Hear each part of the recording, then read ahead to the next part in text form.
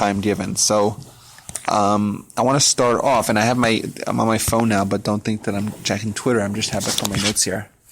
So please excuse that. So I wanted to start off with one of my pet peeves. And as you may or may not know, I have many, many pet peeves. I have like a whole pet shop worth of peeves. And but one of my pet peeves is about the idea of faith. And now, who here watches football? Who here watches television? Yeah. Everyone? Okay, everyone. Okay, fine. And everyone watches about an hour of television, maybe a day, more or less. More. Okay. By the way, Texans are playing tonight. That's a good point, but they're fighting for the first pick. So everyone watches television, and men like football, and women like I don't have a television. So I assume they like the Cooking Channel or History Channel or CNN or Fox News or ESPN or whatever, HBO, reality. So what I want to know, as a way of introducing my pet peeve, is the average American male who spends maybe 5 or 6 hours watching football every Sunday. Do they spend that amount of time in their life thinking about the idea of God? And I'm willing to guess or to make the argument that probably not. The average American male spends more time on a single Sunday, right, during the football season, watching football than they do their entire lives thinking about God. And there's a few reasons for this. I'm going to explain why it's a pet peeve of mine. Reason number one, I think, is perhaps that, maybe as a general idea, people aren't used to thinking at all. We're not used to actually focusing our intellectual capacities to think about a certain topic in a deep way for an extended period of time. We're used to getting signals, reading books, or watching, being on the receiving end. It's very hard for us to be proactive or programmed to be receptive, passive. So the idea of thinking about a subject and saying, okay, fine, I want you to spend a half hour thinking, does God exist or does God not exist? Just that very simple, basic, fundamental question. Right? People aren't doing that. That's number one. Number two, I think also people, this idea, but the majority of the world, I would say, probably does believe in God or some variation of that concept. Right? Probably. We have the Christians and the Muslims and the Jews, and I don't know, who knows what the Buddhist believes. But, people have their set of beliefs, set of doctrines, set of morals, set of values. Almost the whole world has a certain doctrine, a list of tenets of ideas that they hold to be true or absolutely true or divine, etc. Right? So people do have these beliefs. Now, these beliefs often guide them to how to do how they actually live their lives. So if you're a Muslim, well, you keep halal, and you keep the 5 pillars of Islam, and you give 2.5% of your money to charity. They're a little bit more conservative than we are, than us Jews. And you pray 5 times a day, and you keep Ramadan, and you would go to the pilgrimage, right? And because you're Muslim, and if you're Christian, you believe in Christian. If you're Jewish, likewise, well, you're typically we're all products of our society, right? If you grew up in China, or in 100 years ago, or 80 years ago in communist Soviet Union, you'd probably be a communist. Because your parents are communists, your school's communist, what you're taught is being communist. And if you grew up in Haiti, you'd probably be shaking your voodoo dolls, right? And we grew up as Jews, or we live in a Jewish community. We go to a Jewish congregation, right? Therefore, we're Jewish. So typically, people don't think about these things because they're part of a society, part of a country, right? They are indoctrinated to believe in whatever it is that they believe. Okay, so the idea is people don't think about this. I haven't proven it to be a fact, but I think everyone will probably agree that people don't spend enough time in it. Would everyone agree to that point? Everyone agrees. Everyone thinks it's reasonable that the vast majority of people don't actually think about this. It's reasonable, yeah. Anyone disagrees with that, Dave? You don't think it's reasonable? It's reasonable to say that the vast majority of people don't spend enough time or don't spend significant time in their lives thinking about the idea of God. Yeah, there are. Okay. Now, okay, so that's point number one. Like, we established that. Everyone pretty much agrees. Now, I want to argue, this is where the pet peeve comes in, that there is no item, right? There's no piece of information that's as important to the way someone lives their lives as to this very basic question of whether or not God exists. There is no other entity, no other piece of information, no other item that can dramatically alter and shift a person's focus, a person's values, a person's priorities in their lives, right, than this single item. Hence, I would think that there should be no other item that we spend there should be nothing that we spend as much time evaluating, thinking about, considering, deliberating upon than this item. Because nothing will alter our path, our trajectory, our values in life more than this item. If God exists, I'm going to live one way. If God does not exist, I'm going to live a different way. Right? If God exists, then by definition, there's purpose. There's meaning. If God does not exist, then by definition, there's no meaning. All we are is just random. We're atoms that are able to experience pleasure and pain, and would try to maximize the pleasure and pain, but there's no ultimate meaning. We're not doing something. We're trying to accomplish. There's no purpose. Right? So our life could either be one way, have meaning, or have no meaning. Right? And that one item is that, and therefore, in our entire lives and our behavior and the things that we hold to be dear and important, admirable, virtuous, right, are greatly altered. I'm going to get to your question. Just as a result of this one item. And my pet peeve is that it's shocking to me that people are able to base their lives on something that they just believe what they were told. And they just live based upon the values that were given to them, inculcated in them, either as a result of something that they grew up in their family, which is most typical, and they grew up or their society, their school, etc. That's you. Well, actually, that was my point. I think that given our society, our family, group, and culture, that I don't think we are taught to question, does God exist or not, and therefore we have to think about it and contemplate it. Whatever was in the family unit or structure, that's what we were taught, that's what we were told, for the most part, that's what we accepted. And I don't think you question it, I think you question it as adults. If you just accept it one way or another, I don't think there needs to be a lot of discussion going on or thinking going on. Because but why would you accept something? The idea of accepting, I was going to say, when I was a teenager, that's when I really stopped to think. And that's when you do rebel against your parents. And I very much remember, maybe no one else does, but I very much remember questioning everything that was told to me. I don't know about anyone else, but I remember having talks with my friends about, is there a God? Where, does God exist? What this?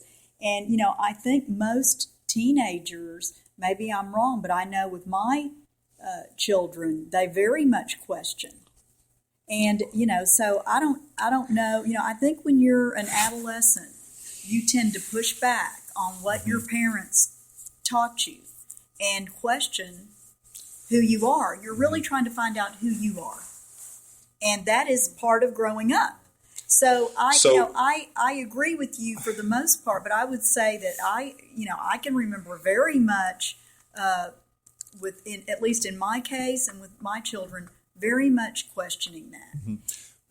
But even without thinking of is there a God, is there not a God, we live in a society where you have a moral guide as to what's right and wrong as far as behaviors and everything. Wait, but you're saying that it could be morality, absolute morality, irrespective of whether or not there's a God. Is that what you're arguing? Because you have atheists and agnostics and all that. They're still saying murder is wrong, stealing is wrong. Without a God, there is knowing right from wrong. Whether you believe in it or not is what I'm saying. Okay, you're not going to be going off and shooting and killing and robbing and everything, unless, you but could why not? believe in God. Okay, I'm going to play devil's advocate here, okay? Why not? because you're assuming, morality. remember, but assuming, Because remember, of assume. societal rules as well. You- Not just okay, but I think that if you really think about it, and you recognize that there can only be two options, this is an important thing. There really aren't three options on the table. In reality, either God exists, either the world was designed. We'll get to what God means, but the idea of a designer to the world, right? The idea of the 8.7 million creatures having a designer, and the fact that we have an atmosphere and we have liquid water and we have a sun that's perfectly distant away from our Earth, right? The idea of the design that our planet and our universe has to ensure that life is able to exist, right? Either that is as a result of a cause, a designer, we call it God, or it's random. There's no cause. And we just exist and have consciousness, pure magic. So if Right? And then if so, it's very hard to logically explain the idea of morality if all we are a random a collection of atoms. That's all we are. It's like the argument of morality without God is a very hard one to intellectually make. It's very uncomfortable to talk about it, by the way. It's a very uncomfortable discussion. You tell an atheist who could be a very, very moral person that his morality doesn't make any sense. And that's why I'm saying it's a very sensitive discussion. But from a purely intellectual statement, perspective, if God does not exist, we are nothing more than croutons in a soup bowl. Ooh, I like that. That's all we are, right? And it's immaterial as to whether or not one crouton and not crouton. I said Groupon and crouton, the same thing. Whether or not one crouton encroaches on the it's immaterial, doesn't matter. It's all it is. It's a random collection of atoms. That's what it is. Yeah. We had the other rabbi did, I think, 2 or 3 weeks at least, for those of us that were here, a series on proving God's existence. Do y'all recall that? Yes. I will be honest with you. I thought that was the weakest one, and I'll tell you why. Okay, which one? The one that morality? No, that God exists. that God exists. He was proving God's existence through the Torah, through this, and he. Okay, you said it was the proofs were weak. No, I'm not saying the proofs were weak. I thought it was the weakest. Argument and teaching, because guess what? He admitted at the end of all this that there's a 3% or 2% even that you cannot prove, that it rests on faith, on what we want to discuss today. Mm-hmm. I mean, you cannot prove God's 100%. existence 100%. He said that to us. And so I'm like, well, why did we go through this? Because the truth is, it really rests on faith. It rests on, if you believe, you believe. If you don't, you don't. Okay, so. But I believe that you had said that you can't. So you're saying that we have to just take the intellectual aspect out of it? No, I don't say take it out of it. But you're saying because if it's ultimately a matter of faith, by the way, I'm so I say- delighted to have you having this conversation. This is awesome, right? Is anyone comfortable? By the way, yeah, everyone's comfortable, or anyone's uncomfortable? Good. No, Okay. Okay. Why your brother loves this class. Huh? Yeah, I love you guys. I'd say not to compare you with any other group, but you guys are the best. What's the point we're trying to make? My point is like this. Okay, but I want to first address what Lily brought up. Okay. And that is that you're trying to tell, what I think you're saying is that, hey, if it's ultimately a matter of faith, then who needs to address it from an intellectual perspective at all? No, I believe to address it, to go ahead and know what kind of proofs there are. But in the final analysis, you're going to have to take the leap. You're going to have to take the leap. He said in here, God does not want us to come in here and be on high here, because then we won't have that faith. We will believe, we will know. We will know.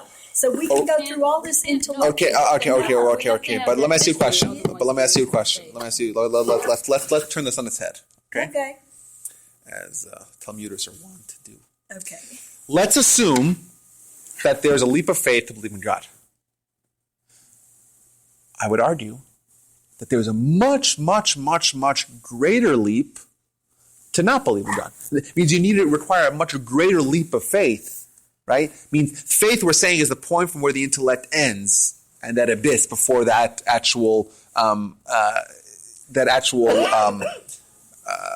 conclusion.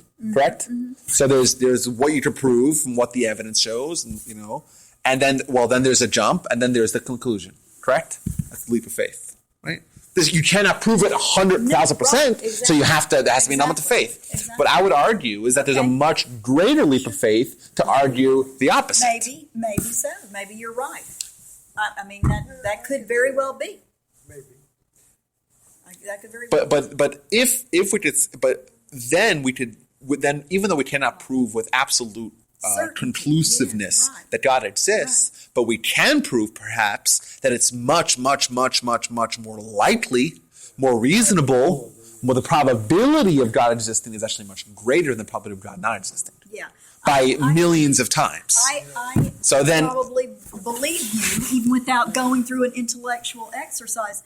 But I do think that there are people that just cannot connect the dots to God's existence, to what happens to them. They're going through a world and having them be receivers, be passive, and they aren't, like you say, taking the time to think things through and see what they need to see. You have to open your eyes up. You have to open your eyes to God being around you.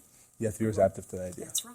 I agree 100%. Yes. But I also believe, now I could be off base, but I also, and I brought this up before, that people like Yaakov Wolbe, Ariel Wolbe, Gidon Moskowitz, a lot of our learned, they don't only believe there's a God, they know there's a God.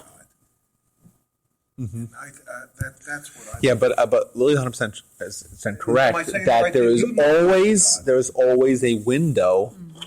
There's always a window. I'm trying to get to actually what does faith actually mean. This is more of an introduction as a pet peeve. Do you know this? But what? You know this. Absolutely, yes, I do.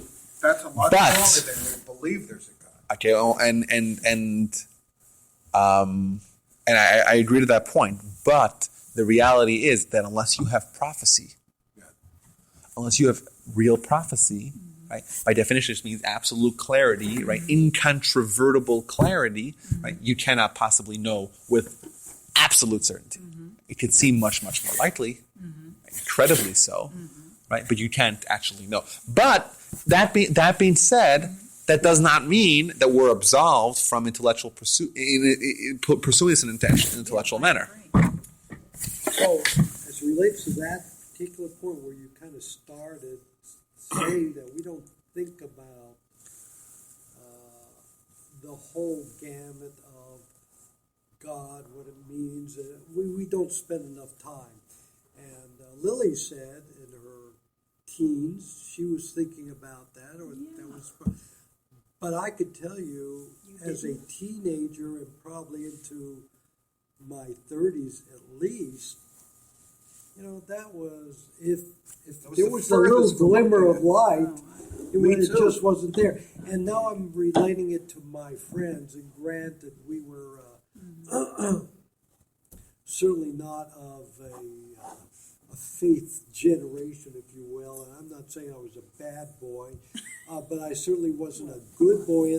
No, but, I followed some very, interesting roads, I'll say.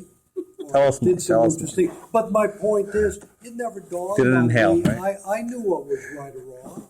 As Bill had brought up, our morality was there. We knew laws are in place and so forth.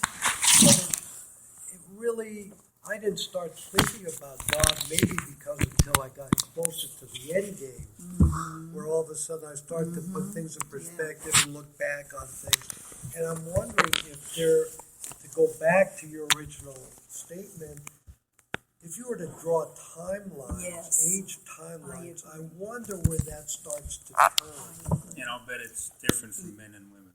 And that was But it's the other different thing. for men Thank and you. women, but Thank it you. also Yeah. depends on your upbringing. Oh, very Yes. much so. Being the Yeah. only Jews in the county, But did that surrounded have to do with by- your God, your partly yes, Okay. partly this. So there were no discussions. I had zero discussions with my Baptist friends because they were always wanting to convert me. So religion was off the table as far as I'm concerned.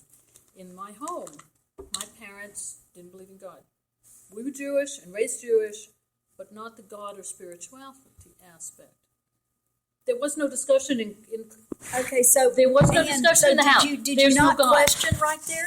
Because But I my couldn't go further because there was. I mean, my There- Jewish grandfather yourself. said, "I am What was certain it there is to no yourself? God I after wondered, the Holocaust," questioned, and I that just wondered, blew my mind. I but I thought that was couldn't the go any stupidest further, and remark that's I'd where ever it's- heard. And like Barry, Done. then I stayed in that state. Alan and I built our own religious world. And it wasn't until after we were married and started raising our family. We are way more religious than certainly my parents and my brothers. But I grew religion, up in religion But so out of if- it, religion out of it. Every person, every kid, especially think about having to say the God. Lord's No, Prayer we here. just When I was a exactly. little kid, we said the Lord's Prayer. No, We you were just- forced. And so, I mean, I may have been different because of my being, because I've always been a questioner and a seeker, bottom line. And so, to me, when my grandfather said there is no God, to me, I'm like, what? Everyone else seems to think there is. We're saying the Lord, so to me, all of that fed into a complete questioning, and especially as a teenager. But you have to be raised where questioning is Is- allowed and yeah, permitted. that's right. You Not do. in my house. But you know what? In Barry Not and in my I's house. generation, which is So- like the '60s, okay, we grew up in this, and most of my 95% of my friends were Jewish. Yeah. We never talked about God. We just went, cared about what was relevant. We cared about Having partying, fun, whatever that was, and rather significant gamut of doing things. right. But we never talked about. We didn't spend 2 minutes thinking about that. Right or you're wrong, but Wait a you're minute, lucky if you but did. wait a minute. The 60s, and I don't get it either because y'all are about the same age. I don't know about y'all. But these three kind of go to, and I don't get it. That was a time of questioning women's rights, the bra burning, the drugs, the free love, the Yeah, this that's and what we whatever. did. But, and you We would get didn't it. question it. We did it. Well, I'm first of all, God had nothing. God had nothing to do with that. We just did it. Apparently not. He wasn't in the Y'all mix at didn't. all. I mean, Yeah, we didn't spend time thinking about it. We just did it. But I Okay. will say, We with didn't. being We didn't. being Did you? raised with no, I know. no not being allowed Party. to question, and it wasn't until I came out I had to figure that out. And interesting, like my brother, not religious, but we both feel that our parents did us a disservice in not in their not being allowed any discussion, and therefore a lack of a spirituality or a spiritual connection. And we both feel that emptiness, that hole, that hollow something that we are, as mature adults, are And now trying to not fill but find discover. just to add what Ann was saying, and I think we all said this, and I felt it to a major degree when your brother would talk about his relationship with his grandfather and walks and intellectual discussions. My background was so void of that, I almost felt jealous when he was talking about, because I really wish I would have had, not necessarily only to discuss God for God's sake, but to get all the other intricate understanding of the Torah and what it could bring to your life and blah, blah, blah. We just didn't have any of that kind of experience at all.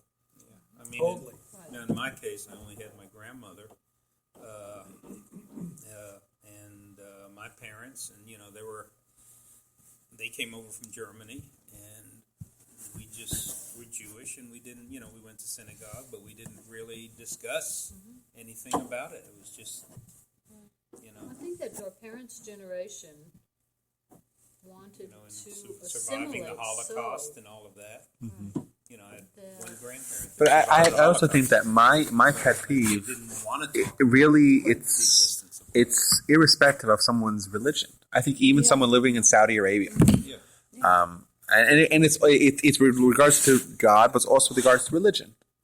I've said this and gotten in trouble, but I'll say it, that we have 1 billion Christians in the world, roughly, and 1 billion Muslims in the world, and the basic premise of each religion is mutually exclusive, right? It's not possible for them both to be right, correct? So therefore, you have at least 1 billion people in the world that are living their lives perhaps even very diligently, or I don't think that's a word, but religiously, I'm thinking of the right word, but people have a great dedication and great affinity and spend a lot, fervor. But people are spending different, and they're wrong. At least a billion of them. We just demonstrated it because they cannot both be right. And what is the greatest factor to determine someone's religion? Well, you just take a look at the demographics. If you were born somewhere in Arabia, likely, or in Turkey, you're going to be a Muslim, right? Or in North Africa. And if you're born somewhere in Europe, it just depends where in Europe, but you're born in Italy or in South America, in Brazil and Argentina, you're going to be a Christian. So it's to me, it's silly that the most important indicator of someone's life is going to be just merely determined by where they grew up. And the likelihood of being wrong is so readily apparent because they cannot both be right. There's a billion people that are wrong and living their lives the wrong way. At least, and then you have the Hindus and the Jews, and we're Jewish. Is it wrong? Is it wrong to ask? Yes, I understand, but what that means? Yeah, remember, there's always two steps. You believe in God, and what does God mean? Whatever. But then, okay, what does that mean for me? What's the practice? So I would argue that the Jewish God and the Muslim God is in fact the same thing. If you take a look at the theology, right, that describes how the Jews, and I hope to get this today also, how do the Jews define God and how the Muslims define God, it's identical. But what to do about it, the application of that principle, well, we have the Torah and they have the Quran. Very, very different. But Rabbi, it's up. There's a big distinction because most of the people that become Baal Tshuva and learned, something has made them do that. With some impetus. We don't just, we just don't not be non-observant. All of a sudden, here we go. Something has happened in our lives. Whereas the Muslims are indoctrinated at birth to be the way they are because of the free will that us Jews have. A lot of us don't even think about the existence of God or think about. And this is what I'm lamenting. You're right. You're exactly 100% right there. Exactly. It's such a crucial thing. It's so crucial, so vital, so pivotal, so integral to the way we're going to live our lives, and it's so neglected as a matter of. Do we not take it seriously? It's a given. We're born Jews. We're raising our children in Jewish households. What That's kind it. of assimilation though? Yeah, you take a look at the statistics. And remember, my point is not limited to the Jewish community. It's humanity. Humanity is 8 billion of us, whatever, and this is the most important question. I don't think there's any other question, Android versus iOS, maybe, but what? How long do people spend for Android versus iOS before they buy a smartphone? And that's silliness. It's totally immaterial. But the idea of does God exist or not exist is neglected. And that's the most important question of them all. So correct me if I'm wrong. Yes. Had your grandfather not taken that turn to become religious, he was raised secular, correct? Had he not taken that turn to become religious and fill his life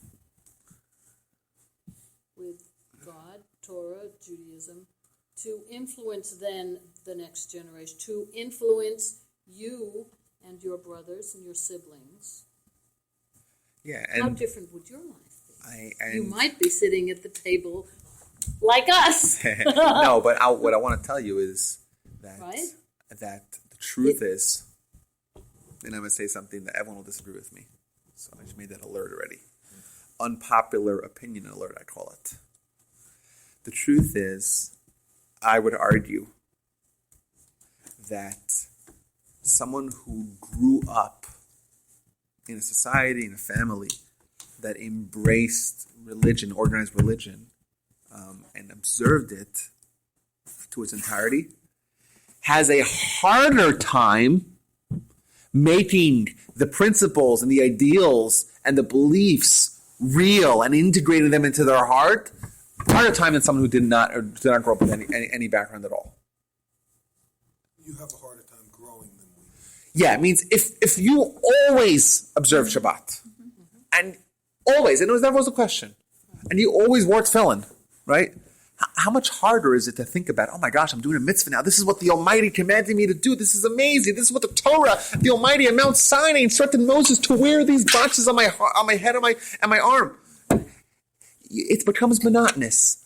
It becomes something that you do. It's onerous. It's monotonous. It's repetitive. It's very hard to infuse meaning into something that you're used to. And I would argue that it doesn't matter. It's not an idea of practice. It's an idea of vitality. It's a discussion. Is it, how alive am I when I do a mitzvah?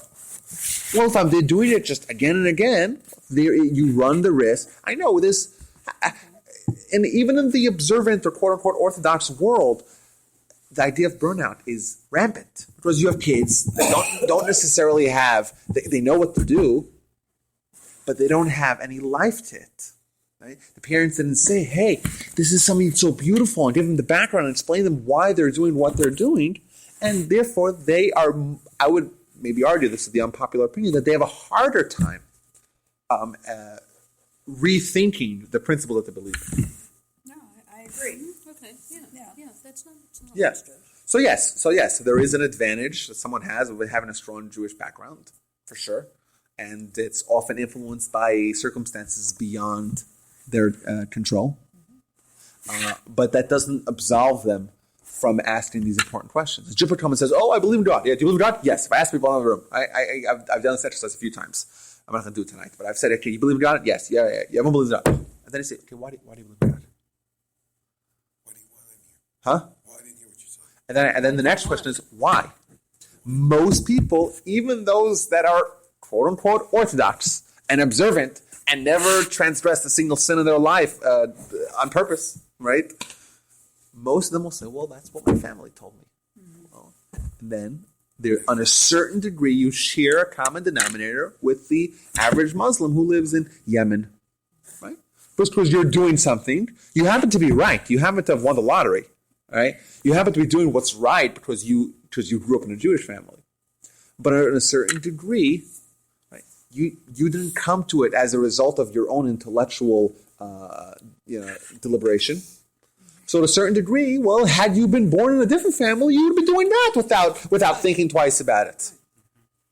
And I want to underscore this, and I want to really transition into the core discussion about faith, that when it comes to faith, and David hinted to this, that there's always going to be two items. And Maimonides uses both of them, which is a little bit of a secret. Most people don't know that. But you open up the beginning of Maimonides. Maimonides wrote 3 major works, right? What are 3 major works? Pirush HaMishnayos, which is the commentary on the Mishnah. 13 principles. Well, which contains 13 principles of faith in the introduction to the last chapter of Sanhedrin. Very good. But it's all 63 books of the Mishnah commentary. He has the Yad HaChazaka with Mishnah Torah, which is all of Jewish law and philosophy and everything, organized in the books. And the last of the 3 is Guide to the Perplexed. Right? Everyone's heard of that. One of the great philosophic works of the past 1,000 years. Now, if you open up the Rambam, Maimonides, at Yad HaChazaka, in his major 14-volume work of all Judaism, he starts off from the most important item in Judaism, and that is believe in God. And he doesn't use the word faith, doesn't use the word belief, he uses the word knowledge. You have to know it. Right? And many people have observed that from that usage of the word knowledge is that what Maimonides is really telling us that what Judaism demands from us with regards to faith is not merely relying on what we grew up with, on what society told us to be true. You can be Jewish, and you can be observant, and you can believe in God. But why do you believe in God? Do you believe in God just because of circumstances surrounding you? Well, then you have faith. You do have faith. But something is lacking, because knowledge can only mean when someone goes through the steps intellectually and reaches that conclusion as a result of their intellectual pursuit of it. And therefore, those people say that Maimonides seems to say that it's not sufficient to just rely on what you believe in. It means faith is maybe the wrong term to use for what we're talking about. Maybe it's knowledge. But what I'll tell you, I'll arm you guys with some firepower. If you take a look at Maimonides, and I'll tell you where it is. It's in book number 3, chapter 51 of Guide to the Perplexed. And there he says that there's a great value to faith. And the way he describes it is that faith, what someone received from their parents, what you got from your parents, that has value, even if you did nothing to actually accomplish it. So it's a misnomer. It's incorrect to say that Maimonides is of the belief that faith has no value.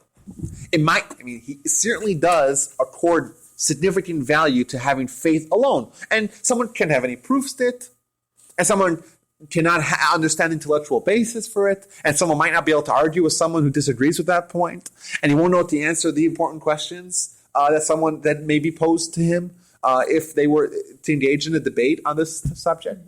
But they still have faith. I don't know why, but I feel like because my parents told me that has value. It has value. And it's not something to be embarrassed of, and it's something very, very precious. Still, there is a higher level that we call knowledge. So, I think when I teach young Jewish students, every week I have classes, I meet them, and, they all believe in God. How many of them have actually gone through that 3-part series and finding evidence and what are the 7 proofs and what from Talmudic sources and addressing all the aspects and how does God exist and how do we exist and the coexistence of God and man doesn't seem to make any sense, right? There's major philosophical issues to grapple with. Still, someone has faith. Someone says they believe. They don't know why they believe, but they believe it has value. But hopefully, ultimately, one should always not just merely rely on that, but they should engage in some sort of intellectual pursuit to come to that realization as a result of their own capabilities, intellectual achievements. Yeah, the onus is on us to go through this and not to just solely rely on Correct. What we were fed. Right, but remember not to denigrate the fact that, sure. or people that have faith alone. Right. There's the shtetl, right? Mm-hmm. We always think of the grandmothers in the shtetl. And they were real simple people. Jews over the centuries were always, literate. And the intellectuals, the Jews were always the intellectuals. Kind. Kind. Yes, but even today, who are the who controls finance? Jews, right? Jews are driven. Jews are capable. Jews are able. And I heard this Jewish sociologist of sorts make the argument that the Jews of the shtetl of 200 years ago, who lived in the rural parts of Poland and Russia, were the least educated of all the Jews in history. Right? But there's the image that I always received of the person in the shtetl was someone who was simple. Someone who wasn't so, they may have been illiterate, some more than others. Obviously, we know that Jews have to teach their children how to read and how to learn Torah. But there was a very large tendency of Jews that were illiterate, but they were simple, and they believed, and they had faith, and they didn't know why they had faith. And that's something, while we should not just, rely on that alone, it's something that's not, nothing to sneeze on. That, and if only the American Jewry today would have that simple faith that our great-grandparents had in the shtetl in Europe 200 years ago. What happens to those people who don't have faith in God? What if you don't believe in God? Is that the question? Yes. You're like the atheist? Or an agnostic? No, not me. Not you, I'm saying you. I'm saying that person. Yeah, God forbid. that person. What is the lot of the atheist? Is that the question? Right? The difference between not believing in God and not having No, what happens to those people? You want to know what, like, do they get punished? No, in question? their lives, what happens if they don't So believe? I think that the term atheist is not such an accurate term because you can't really have proof, right? Exactly. You can't prove something doesn't exist. You can't prove it, right? You can't. That's why I said when my You're grandfather right. said that, I It's said, okay, if you say you're agnostic, right. that It's I an can see. intellectual impossibility. Exactly. Is their lives ruined or destroyed, or do they Yeah, punished or not? So someone who doesn't. So the first point is that people aren't really atheists. They just don't believe in it, but doesn't mean that they know that it doesn't exist. Right? No one has proven, They doubt. right? Or they don't believe in it. They say, if you ask me, put it on my head, I say no. Can they have meaning in their lives?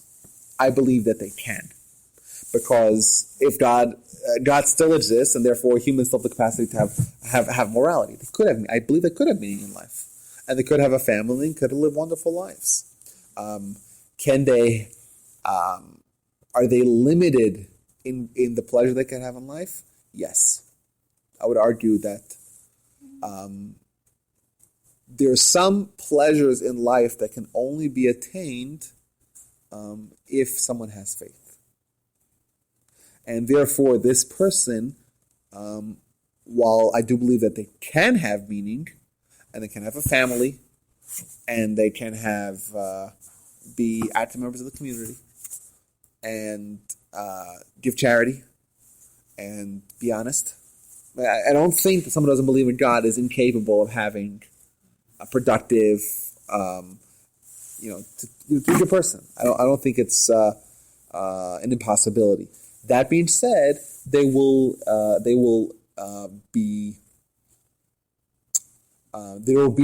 limits onto how much pleasure they can have in life. And as Jews, they're not doing their responsibility as Jews. They're neglecting. She's trying to find out is there going to be a special punishment. Was that the question? Kind of. But it's any more than someone who neglects. Remember, whenever this is an important point. This is why I came here. Ready? Punishment, reward and punishment. We think of it. What do we think of it? As a melting pot. I remember when I was in yeshiva in Israel. So there was this bakery next to the yeshiva. It's the biggest yeshiva in the world. The great Mir yeshiva. It was established almost 200 years ago, in the year 1815. Small town in Poland. It became this massive yeshiva in the late part of the 19th century. In the 20th century, it was the only yeshiva to not be interrupted at all by the Holocaust. The entire yeshiva, a group, hundreds of students, traveled east, and they had a yeshiva in Shanghai for 5 years. After the war, the yeshiva moved to New York and to Israel, where it was reestablished. So now there's a few Mir yeshivas. So I was in the yeshiva in Israel. I was there for 3.5 years. So there's a bakery because there's thousands and thousands of yeshiva students in a very close context. So there's lots of food established. I call it the food capital of the world. There's just so much food, so much kosher food, right where, like 8 barbers within, 7,000 men. They all need haircuts like once every month and a half, right? There's enough business for, anyhow. So there's this bakery. And this bakery is like a Middle Eastern kind of bakery. And they have this oven, very big, but the door is like this big. And they put in like these Middle Eastern flatbreads, and they have this enormous like fire machine sending them. So I always told the guys in yeshiva, see, when you die, you go to hell. They put you into one of those, and they close the door, and like you're all claustrophobic, and the fire. That's what I said, but that's actually not true. It's actually not true. That's what we think punishment really is. Punishment is much worse, and that is the realization of missed opportunities. There could be nothing. It's a lot more painful to. I had this experience recently. Imagine you had like the win lottery ticket. You didn't actually check the lottery. You just threw it out, and then somehow you got knowledge of the fact that you had it, it was in your hands, and you dropped it, and you lost it, and you were just negligent. That's a much deeper pain than any spanking someone can get. So, we're told that we're punished. They're just going to put you in a fire and just flay your skin and it's much worse than that. It's you realize what you could have had, what you could have achieved. You realize how you you traded eternity for passing pleasure. You traded an eternal pleasure for something that just comes and goes. Right? You took 100 candy bars instead of having lasting pleasure forever. And having a connection with the Almighty forever. Right? And that realization of missed opportunity is much, much deeper. So and we look at pleasure, and this is somewhat connected to the previous point. Pleasure of reward and the pain of punishment, they're not external. It means in the way we have reward and punishment, right? How does reward and punishment work? Okay, so the kid, it's toilet training to your kid, so you say you get a lollipop if you make him the toilet, right? Or you get an A, I'll buy you a car. Or you misbehave, bam, right? Right? It's you do this, you do X, you get Y. If the X is good, well, then you get something good. You get either a smile, I'm so proud of you, way to grow, something which is external to the thing that granted you that reward or punishment. You do something bad, you get punished. Right? What does it mean? You drive above the speed limit, you get caught, you get a ticket. Right? You commit a crime, you go to prison. Right? There's the action. And then you discover something great, you get the Nobel Prize, right? Any minor or major reward or punishment that we could perceive is all two items: the thing that you did and the result that you got. In Judaism, when we talk about reward and punishment, it's not external to the item or to the action, right?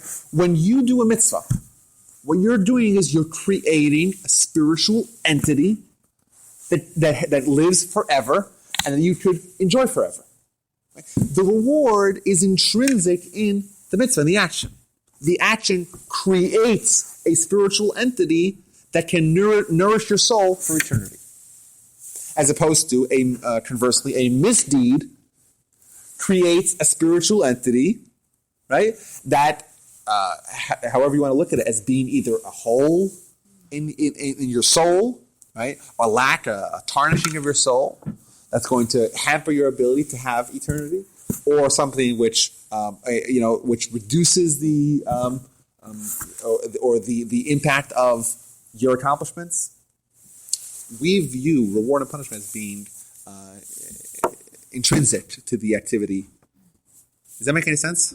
It does, right? So that's why it's important when you ask reward and punishment, it's not punishment per se. I think those are the words that we use, but they don't do justice to the idea.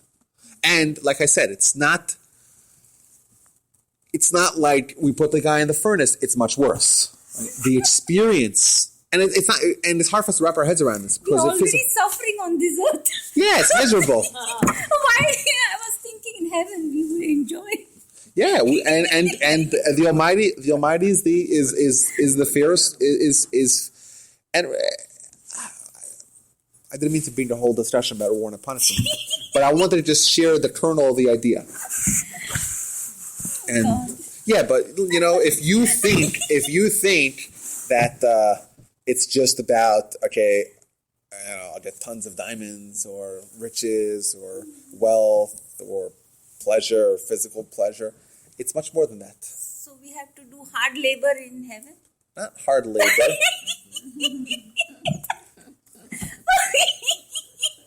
I'm just teasing.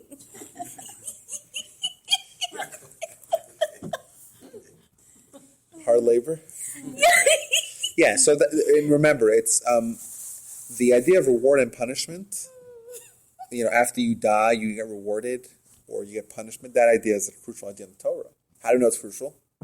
Because the aforementioned Maimonides' 13 Principles of Faith, right? One of the 13 principles, actually a whole section of 13 principles, the last 4, I think, deal with reward and punishment in various forms of that idea. So it's a crucial idea. But the Torah doesn't say, hey, do a mitzvah, die, pleasure. It doesn't say that anywhere in the Torah.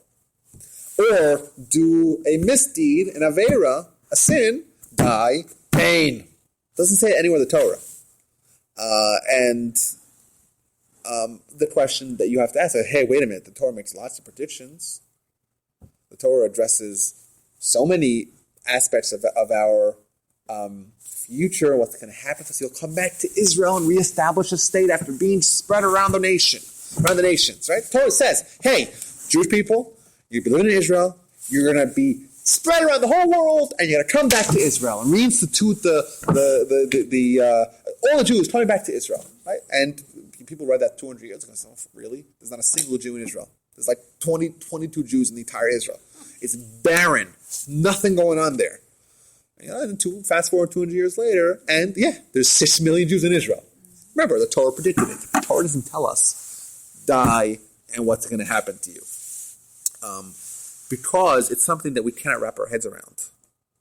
The idea of reward and punishment from the Torah's perspective is something that we cannot, there's no reward and punishment that we could give that is intrinsic to the action.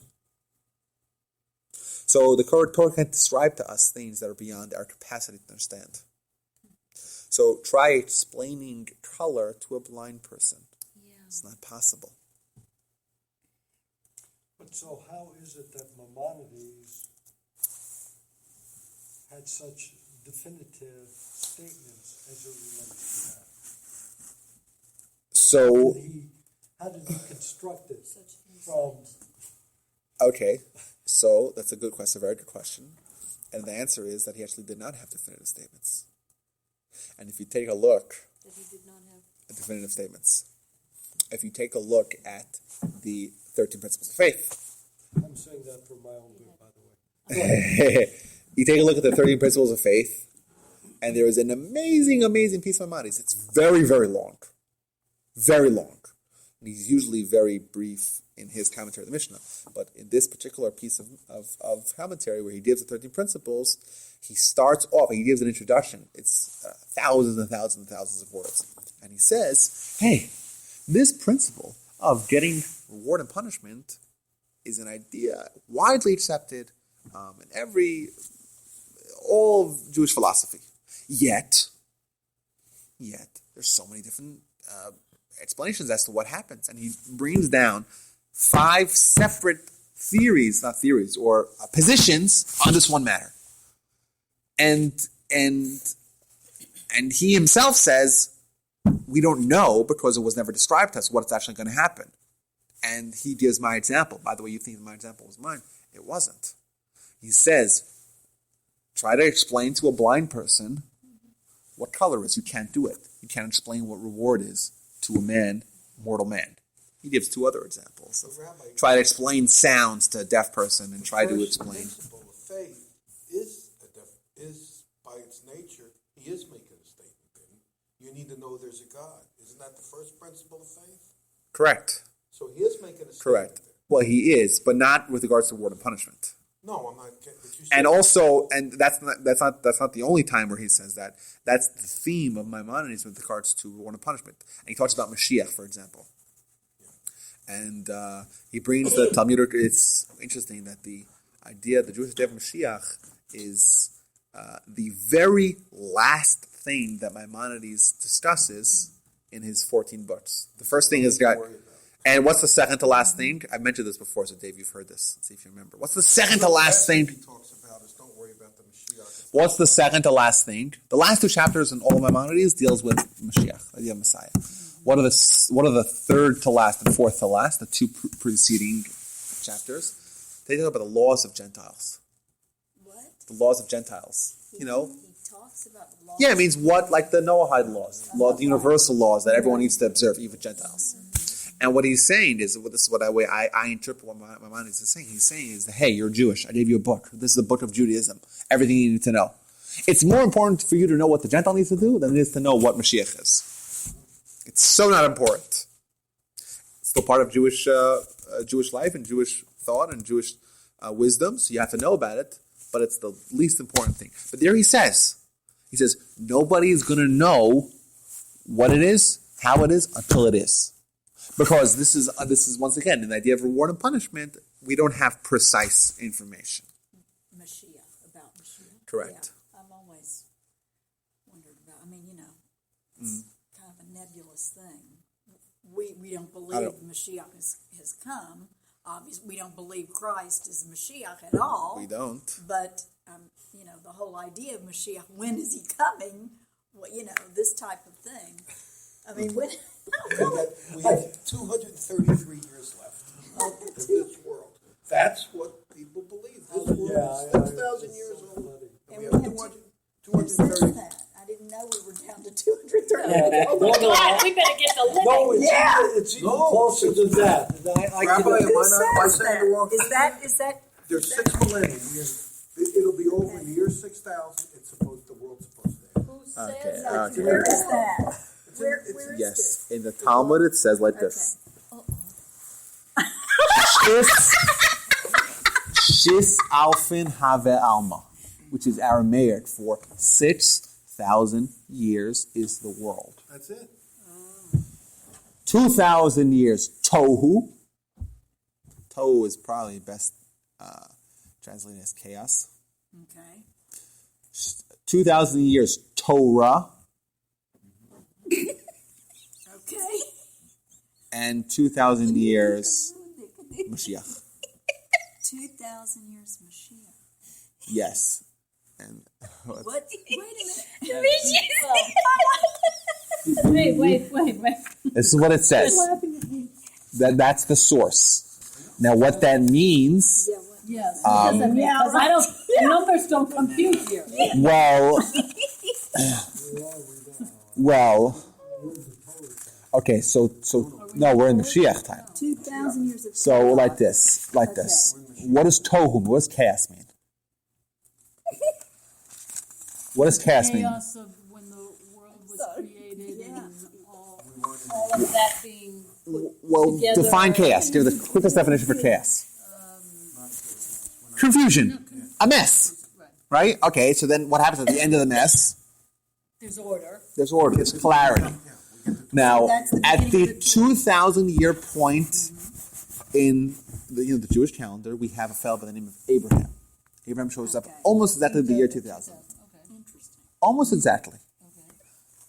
The precise dates are 1948. So that's almost 2000, but 1948 in the Jewish calendar. But Abraham didn't quite reach his peak until he was 40. And then he started spreading the idea of God to the world. So almost exactly to the year of 2000 do we have order out of chaos. It means the idea of God. People didn't believe in God. God was a foreign word till Abraham shows up. Right? Comes along Abraham. Right? Okay. Now, fast forward 2,000 years after that. What happens to those years after that? You have the Mishnah being written. You have the temples being destroyed. You have Torah, which means the idea of Abraham. Now we believe in God, right? Yeah, so that's the Torah time. So the first 2,000 is the idea of God. The first 2,000 Is clarifying chaos, but to what? More. Right? What's the antidote of chaos? Right? Clarity. Okay. It comes along. Abraham teaches the idea of God. Okay. Next 2,000 years, Torah. Right? What comes at the end of that? The idea of the Torah being spread out to the world with the Mishnah being written. The Jews are no longer in Israel. They're no longer, right? The idea of Torah as being the portable homeland of the Jewish people. Okay. Right? And then the idea of Mashiach is the last 2,000 years. And at the end would be, whatever Mashiach means, would be complete at the end of now, these We're in Mashiach. means we're in the throes of laying the groundwork for whatever Mashiach means. It doesn't mean Mashiach as the individuals. That means Mashiach as the concept.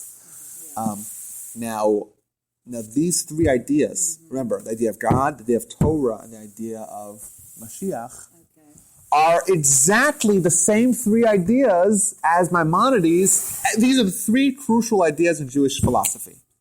The idea of God, the idea of Torah, the idea of reward and punishment. Those three elements are the three elements that are the basis of all Jewish faith. Yes. And punishment. Yes, absolutely. If you take a look at the 13 principles of faith of Maimonides, the first 5 are about God. The next 4 are about Torah, and the next 4 are about reward and punishment. Because, if you want to believe what the Jewish people, the Jewish messages to the world are under these 3 categories. Now, Maimonides says, that I believe in God, and gives 5 things because you have to know what it means to believe in God. That has to be clarified. So you have to know that God is not a body; it can't have a body. There's only one God. Those are 2 separate ideas, right? But it's under one. It's under one description, right? It's one concept, but there's you have to define a concept. You have to qualify a concept, right? We have 200 and how many years? 30. Now, what I'll tell you is also That's not from me. Until, and what happens at what We don't know. suppose What do we know happens at about what would happen? Do we know anything? 270 what we do know is. Well, I want to say one more point to the previous thing. I'll go back to this. Okay. Now, the 3 prayers on Shabbat. There's the Friday night prayer, Ma'ariv, the morning prayer, Shachrit, and the afternoon prayer of Mincha. These 3 prayers, these are all directed at these 3 ideas. Number 1, the idea of God. Number 2, the idea of Torah. Number 3, the idea of Mashiach, of reward and punishment, ultimate reward and punishment. And the prayers, if you take a look at the prayers of Shabbat prayers, right? There's no uniformity in Shabbat prayers. It's totally different. Friday night, it's about the idea of God, right? As symbolized by Shabbat. Shabbat is, God rested, right? God. The morning prayers, Moses, that sign, and we have a Torah, right? The afternoon prayers are, at the end of days, there's going to be the world believing in God, right? The idea of God coming out to the whole world. The idea of the world completing its mission in its current phase, right? That's symbolized by that prayer. So these 3 ideas, are like someone brought that Talmud. Dave brought that Talmud of it's the 3 ideas of Shabbat. It's the 3 2000 of the world, and it's the 3 core concepts in Judaism. Now back to what you brought up. As to what's going to happen afterwards. Is that the question? Mm-hmm. Yeah. So, with every other issue in Jewish philosophy, where do we go to? Well, Talmud, but and in modern, I guess in the last millennium, we go with Maimonides, right? Because he collects all the Talmud, right? He's the organizer, he's the codifier, and he gives the code. And what does he say? He says that we don't really know what's going to happen after. All we know is what we know now, right? It's the kind of thing where you have a mission, and when you get to there, you'll be told what your next mission is. That being said, we do have some hints. I'll share with you the hints, and it's found in a few places, but the easiest encapsulation of this idea is brought down once again to the Shabbat prayers, the Shabbat morning prayers. We talk about these 3 existences. One is called Olam Hazeh, which means this world. Olam Haba, which means next world. Yimot HaMashiach, days of Mashiach, and La'atid Lavo, and in the future. Which, like I said, it's a hint. It's hinted towards 4 phases of humanity, of the world. What is Olam Hazeh? Right? Everyone can choose whether or not they believe in God. And the Jewish people, we say we believe in God. And we attest to that fact. Olam Haba, there's nothing else. Right? There's no room for denial of that. It means it's Olam Haba, as if you take a look at that, the morning prayers I can show it to you. Ein zulatcha, there's nothing besides for God. Right? Yimot HaMashiach and La'atid Lavo are also seems to be different phases of existence of the world. Right now we're at Olam Hazeh. We have our mission, we have our Torah, we have a description of what's of what's required of us, and that's what we have to focus on right now. But like I said, if you actually scour the Talmud, you'll find statements like Latid Levo, which remember, Latid Levo is one of the 4 times, right? There's Olam Hazeh, this world, Olam Haba, next world, Mota Mashiach, the days of Mashiach, and Latid Levo in the future. You have a statement in the Talmud in Sukkah, Tractate Sukkah 52a. It says Latid Levo in the future, right? Which seems to say, well, it's not. When's that future? That time, or those words reference a specific time called Latid Levo. And it says, in the future, the Almighty is going to slaughter the evil inclination. In front of the tzaddik, in front of the righteous people, in front of the wicked people. And everyone's going to be crying. And tzaddik will be crying, how do we overcome such a mountain? And the Rishayim, the wicked people, are crying, how do we trip over such a strand of hair? Right? A statement of the Talmud that needs to be clarified and deciphered. But once again, that's a reference to a certain point in time, sometime in the future, that's called Latid Levo. You have other statements in Talmud. Say, when is Mashiach coming? When will it be Yemot HaMashiach? Well, etc., etc. So that's, we went a little over time, and we didn't actually... we did. Yeah, we had a good time? Yeah. We covered, yeah. Well, I'll tell you, if you really want to hear more about Mashiach, I would refer you to a class that I gave solely on that topic.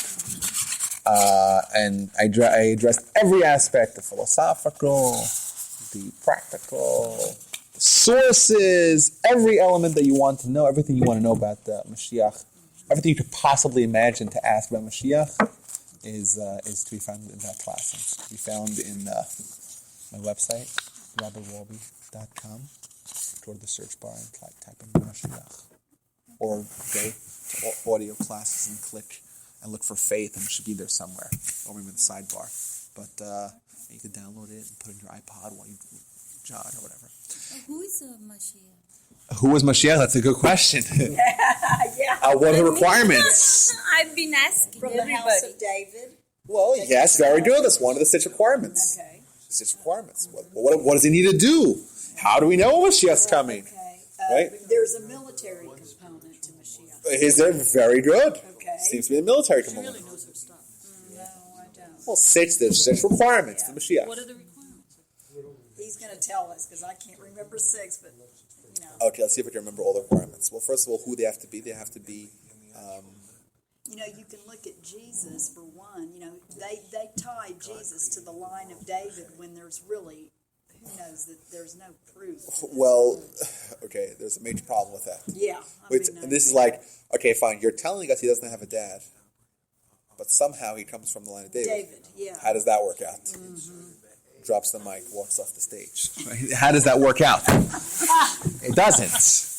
That's such a simple problem. It's not, Anyhow, so one of them has to be from the line of David.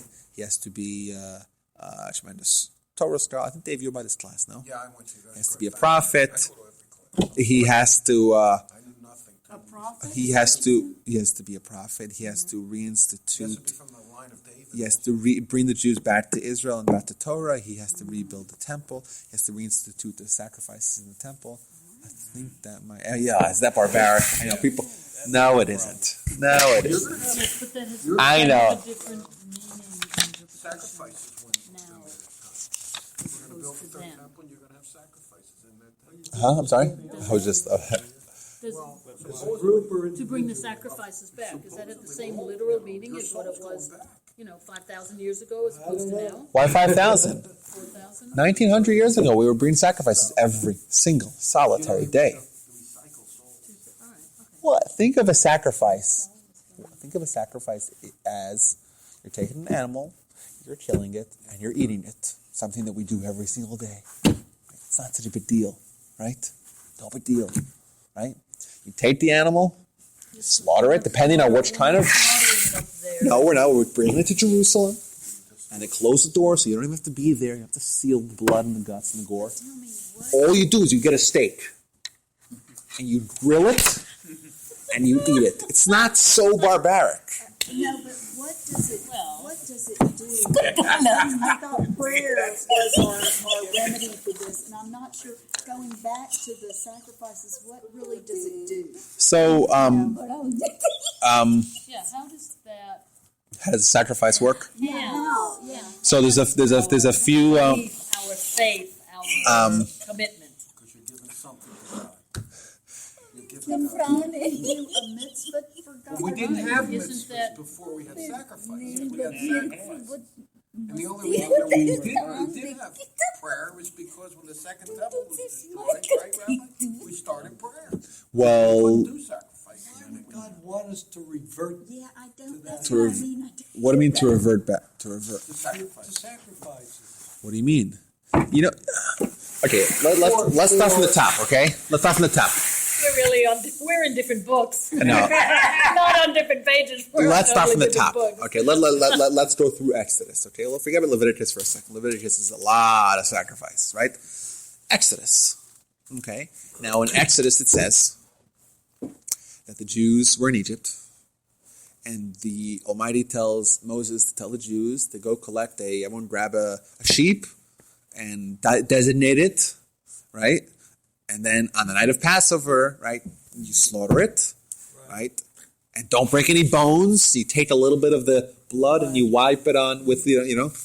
And then it says, and every year the Jews should eat, as a commemoration of that, on Pesach, Jews should come to Israel and do the Korban Pesach, do the Pesach sacrifice. Now, and the Talmud tells us is that this is one of the most important mitzvot in the Torah. Actually, the Torah tells us that if someone does not do it, this is one of the there's only two commandments in the Torah that are positive commandments that have the same stringency as typically negative commandments. Then there's always in the Torah, there's always positive and negative, right? Do this, don't do that. Typically, the ones that there are punishments for are typically the negative ones. If you don't do it, if you do it, you get punished, right? There's very few times where there's punishments for not doing the positive commandment. And this is one of them. Is that what you're going to Correct. Doing the Pesach sacrifice, which is bringing the animal, slaughtering it, eating it, right, as a group with all the laws, all the ancillary laws, is one of the positive commandments in the Torah that carry with it a very, very heavy punishment for those who do not do it. And the other mitzvah, the other positive mitzvah that does carry that same weight is the mitzvah of doing a brit milah, circumcision to a young Jewish boy. Right? If you're Jewish, you have to have a circumcision. Right? If you don't, to a certain degree, you're removing yourself from the Jewish people, and therefore you get punished by getting the punishment called kares, which means sort of excommunication or disenfranchisement. Very hard word to. But it means you're removing yourself from. It means this is the mark of a Jewish person. You say I don't want a part of it. Right? Pesach is the time where the Jewish faith began, the Jewish practice began. We're commemorating the Exodus from Egypt, the most important event in the history of mankind, and we have a mitzvah to commemorate it. You say you don't want to be a part of that. To a certain degree, you're repudiating Judaism. Hence, it carries with it a. Circumcision, then it's really the parents, not the child. Well, The very child good. is saying the matter. Very good. The Talmud in Kedushin 29a says, okay, the parents have a responsibility. The parents say, we're not doing it. Well, the Jewish community has a responsibility. Why? Because we're all interconnected. The child grows up, he's 13 years old, still uncircumcised, right? God forbid, what does he need to do? Circumcise himself. What? It's not that painful. It really isn't. It isn't. Maybe for an adult. Talking from experience here or what? I Not have- 8 years old. No. 8 months old. 8 weeks. Were you 8 going days to talk old. about back to the sacrifice thing for those of us? Oh, yes, back to the sacrifice, yes. I mean, So is how that many done- of us in the secular world who are Jews have actually slaughtered the lamb? You don't have to do it yourself. I don't plan to ever slaughter the lamb. And you know what? When my kids got a circumcision, I turned around because I can't stand Rabbi, blood. Did you get the blood from the lamb and give it a smear on the door? No, you don't need to do that anymore. That was one time. That was only during the actual. I thought you all you need to do. had- Well, you use like this. Okay, ready? I- Instructions. Okay. Let's assume that the temple gets rebuilt. Let's assume the temple gets rebuilt over the next I thought 60 you had to days. continue it. 60 to 90 days, we decide we're kicking the Arabs out, we're building a temple, we're reinstituting sacrifices. Okay? Comes along Pesach, it's 4.5 months. Pesach, it's the middle of April. April 15th, I think, tax day, right? What everyone needs to do, we get on a plane, we fly to Israel, we buy a sheep, right? You have about 100 people share one sheep because everyone needs to eat only an egg's volume, or not an egg's, a olive's volume of the sheep. Okay, you bring That's it to all the. that's That's required? all you need to eat. Okay. You bring it, a single bite, exactly. You bring it to the temple, right? You give it over to the Kohen. They have it branded, and we know that it's yours, right? Okay, they take it, they slaughter it. Obviously, they take off the wool, and they give you a piece of meat. I don't know how it looks. Maybe it's several pieces of meat, right? You have a grill. You put a fire under the grill. You roast it. This is outside. Yeah, we take a tent. I don't know, outside in. I don't know where they're going to do it. Probably, I assume it's going to Is be. this done? Is this done today? No, it's not done today. We don't have a temple. But you said that we are commanded to. Right. We are commanded so long as we have a temple. We don't have a temple. Oh, I missed that out. Yeah, sorry. I'm sorry. All this is going on. Somehow or other, all this happens at Pesach, No. and we in America don't hear about it. I was No. having more. I said, wait a minute. Okay, I said that one of the requirements of the Messiah, of the Mashiach, is that he's going to reinstitute the sacrifice. We don't have any sacrifices. No one you know today, or even the past 1,000 years, has ever brought even one sacrifice. We don't have a temple. You have a temple, you rebuild a temple, you reinstitute sacrifices. It's not. It's, Rabbi, why is it that they would say and make that a requirement? I'm just Who's they? curious. Why is Who's it they? whoever wrote the 6 things that Mashiach has, the attributes of Mashiach, and one of them is, and then when the temple is rebuilt, sacrifices will come back into being. Why is that? Why would you think? I mean, maybe you don't know. I don't know. What is the idea behind sacrifice? oh, What is the idea? okay. So there's a few questions here. You asked what's the idea behind sacrifice, Yes. and you also asked what's the idea behind sacrifice reinstitution being a characteristic of Mashiach. Which question do you want to know? Both. tackle whatever. I mean, I'm confused about the We're going to be sacrifices. checking this out. And Barry's going to fly to if Israel when that temple. mitzvot, Everyone has to place fly. of This is the an important mitzvah. We got to all get on a plane, and we make the pilgrimage, and we're going to buy the animal, and we're going to sit together, and we're going to have a great time. We're going to sing. Well, I guess we won't. But have do both. answer those 2 questions. Right? Yes. Why is that one of the characteristics of the Mashiach? My answer to you is I don't know, but that's why it is. Okay. It is because that's what the Rambam Maimonides writes. Right, all right. What is his source? You have to have a source for everything. What is his source? So it might be that it's a piece of Talmud. It might be that it's something that he achieved from logical deduction. It might be, I don't know where his source. That's a good question. Let's find out. The reason why I know that is because Maimonides says that, and Maimonides is the one-stop shop for all Jewish. Definitive detail that we could draw upon why. Well, not why. We already know why. It was stated would be we'd have to do it, but we as is it Americanized, stated that cultured individuals have to say, why would this be such a thing you bring back to the temple after? Or you can ask the better question: why do you have a temple at all? Why go back to Israel? Well, Is that a valid question? Who needs to go to the United States? But you Why go back to see, Israel? you're talking something culture versus what we almost consider as barbaric. Why is it barbaric? Well, Do you- because you're not talking Do you eat- feeding, you you're eat- talking sacrifice. You're specifically using sacrifice, not feeding, not enjoyment, not as sitting around the bonfire and, singing songs. Okay, This but is a I sacrifice. I don't God. agree with the statement of sacrifice being barbaric. And you know what? I'll prove to you. Okay. You get nervous. I'll prove to you. I'll present a very convincing argument that what we view as barbaric is just a result of, Our upbringing. and I'll tell you why. Ready? Okay.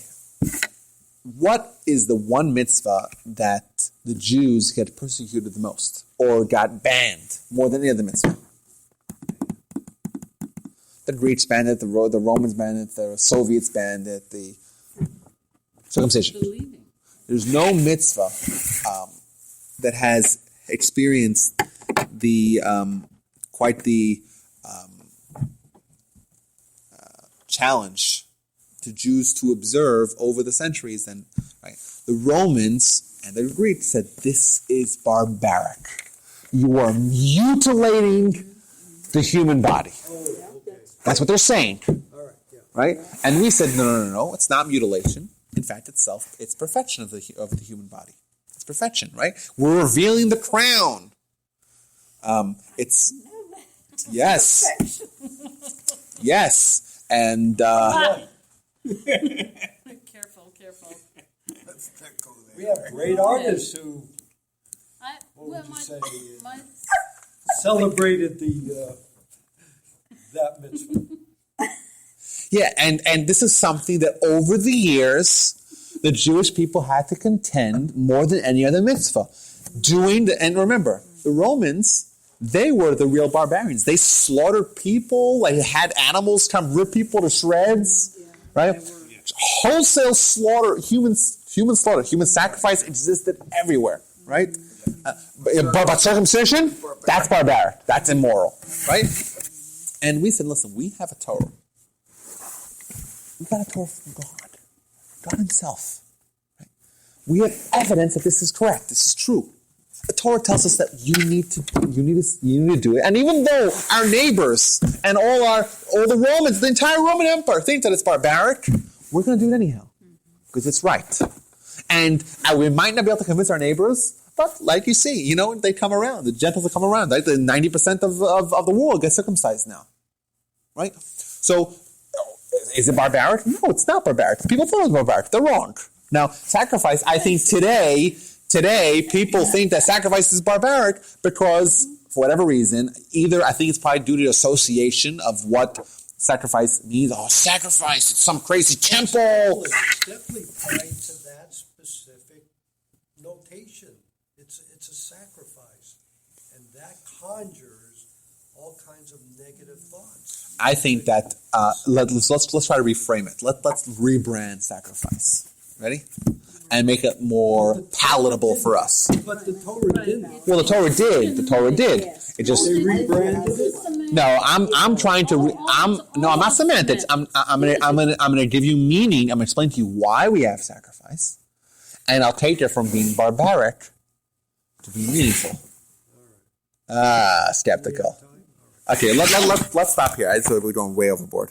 But yes. Make it holy, meaningful, and then holy. Elevated Yes. right up there. When my husband and I, about 10 years ago, we went to Africa. And one of the places we visit was a native village. And you have this 80-year-old man who's got 10 or 15 wives. The women do all the work, and they just make children and collect cattle. But one of the things that they do, we were not privileged to enjoy, but when they have family come in or they've got a good harvest or something, then they have this big celebration, and they sacrifice a goat they don't, it's not sacrifice, but really what they're doing is the same thing. There's very ritual killing of the animal. It's then butchered and shared with the whole community. Okay, so that I don't look at that as being a sacrifice. Well, instead of going to your freezer and baking out steaks, they go to the backyard and pick. But it's butchered, it's killed in a certain way, and the blood is shared, and a lot of rituals, which we might. But you know something? But I think it's probably the same. This is a very sacred. but remember, holy, we have honorable thing. And this then is in the Torah. Yeah, because of Leviticus, we have guilt offerings. We have 8 different kinds of offerings. And this is have the 8 different- Torah. We got this from the Almighty Himself. For a reason. Now, You do something, you gotta kill a I think that there's some things that in American culture is, barbaric. But because this is our culture, it's hard for us to reject it. I see you right after 9 o'clock. Anyhow, it was